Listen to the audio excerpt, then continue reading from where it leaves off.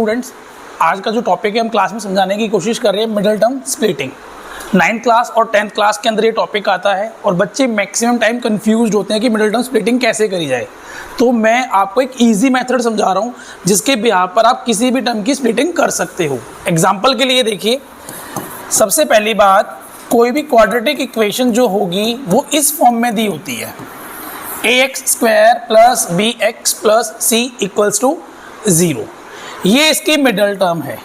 इसको हमें स्प्लिट करके रूट्स की वैल्यू फाइंड आउट करनी होती है। अब बच्चे कंफ्यूज हैं कि कैसे मिडल टर्म स्प्लिट करें, तो मैं एक तरीके से करके दिखाता हूं। देखो, एग्जाम्पल के लिए हम ये मानते हैं ये क्वेश्चन दिया हुआ है, ये इसकी मिडल टर्म है जिसको हमें स्प्लिट करना है।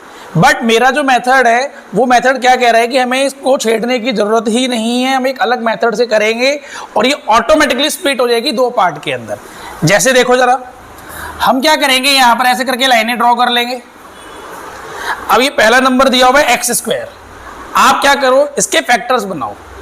x² के फैक्टर्स क्या होते हैं, x और x को मल्टीप्लाई करने पे x² आता है। ऐसे ही आप 12 के फैक्टर बनाइए, इसके फैक्टर होते हैं 4 और 3, 4 3 = 12। अब क्या करिए, क्रॉस में मल्टीप्लीकेशन, x को 3 से मल्टीप्लाई करेंगे तो क्या आएगा 3x, और x को 4 से मल्टीप्लाई करेंगे तो क्या आएगा 4x। ये दो नंबर आपके सामने आ गए।